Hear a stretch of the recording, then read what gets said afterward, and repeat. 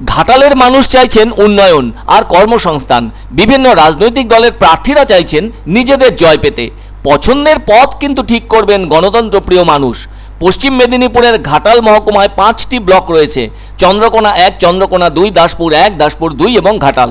খারর, ক্ষীরপাই, চন্দ্রকোনা, রামজীবনপুর সহ 48টি গ্রাম পঞ্চায়েত ও 5টি পৌরসভা আছে। ঘাটাল ছিল সুতিপন্ন, তুষার, বেলধাতুর পাত্র প্রভৃতির জন্য বিখ্যাত।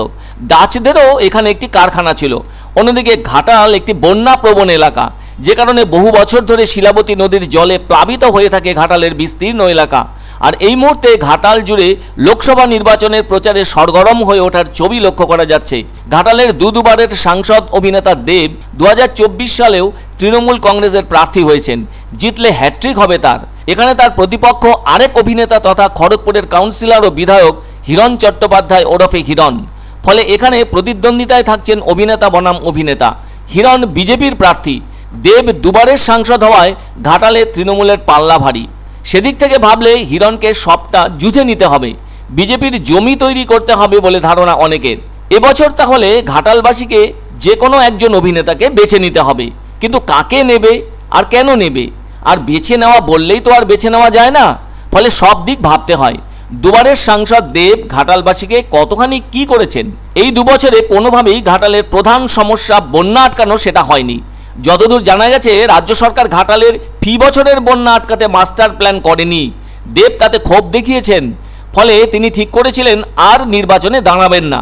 কিন্তু মুখ্যমন্ত্রী তাকে কথা দেন ঘাটালের মাস্টার প্ল্যান করার। এতে কেন্দ্রীয় সরকার টাকা না দিলেও কয়েক বছরের চেষ্টায় রাজ্য সরকারই সেই মাস্টার প্ল্যান সম্পূর্ণ করে ঘাটালবাসীকে বন্যার হাত থেকে বাঁচাবে। এমনটা শোনার পর দেবের মন স্থির হয় এবং মুখ্যমন্ত্রীর কথা মতো তৃতীয়বারের জন্য দলের প্রার্থী হন দীপক অধিকারী ওরফে দেব। এ ব্যাপারে ঘাটালের বাসিন্দা জয়ন্ত মণ্ডল জানান, উনি তো ব্যস্ত মানুষ, সাধারণ মানুষের কাজ করতেই তো পারছেন না। তাই ঘাটালে এবার পরিবর্তন দরকার। ঘাটালের সাধারণ মানুষের হয়ে যিনি কাজ করবেন সেই রকম একজন সাংসদ চাইছেন ঘাটালবাসী। পাশাপাশি ঘাটাল মাস্টার প্ল্যানের রূপায়ণের কথাও জানান তারা। অন্যদিকে বেকার যুবক যুবতীদের হাতে কাজ এনে দেবে এমন সরকার হওয়া দরকার বলেও জানান ঘাটালের বাসিন্দা জয়ন্ত মণ্ডল। এছাড়াও ঘাটালের আরেক বাসিন্দা অলোক পাল বলেন, মানুষ দেবকে পছন্দ করেন, হিরণের দিকে সেভাবে বিরাট প্রভাব ফেলতে পারবে না। আর ঘাটালের উন্নয়ন বলতে বীরসিংহ উন্নয়ন পর্ষদ থেকে কিছুটা কাজ হয়েছে। এক কথায় বোঝা যাচ্ছে দেবকে পছন্দ করলেও তার কাজ হয়তো ঘাটালের মানুষ পায়নি। অন্যদিকে ঘাটালের বিজেপি বিধায়ক শীতল কপাট দেবের বিরুদ্ধে কটাক্ষের সঙ্গে বলেন, মুখ্যমন্ত্রীকে সঙ্গে নিয়ে শুধু খিচমেরি ফটো করলেই তো ঘাটালের মাস্টার প্ল্যান রূপায়িত হয় না। সেদিক থেকে ভাবলে কোনো উন্নয়নই হয়নি ঘাটালে। ঘাটালের প্রধান ইস্যু বন্যার হাত থেকে মানুষকে রক্ষা করা, সেটা থেকেও বঞ্চিত ঘাটালবাসী। শীতল কপাট বলেন, মাস্টার প্ল্যান করতে গেলে তার বাস্তব প্ল্যানিং থাকা উচিত। শীতলবাবু আরও বলেন, ঘাটালের দাসপুর এলাকার বেশিরভাগ মানুষই স্বর্ণকার, সেজন্য এখানে ওই জাতীয় শিল্প গড়ে তোলা প্রয়োজন।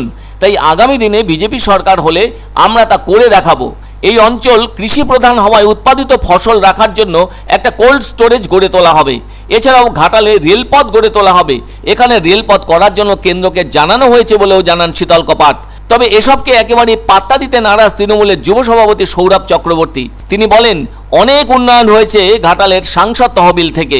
নির্বাচনে ঘাটাল থেকে আমরাই প্রথম হব, আর দ্বিতীয় তৃতীয় কে বা কারা হবে সেটা বিরোধীরাই ঠিক করুক বলে জানান তৃণমূলের যুব নেতা সৌরভ চক্রবর্তী।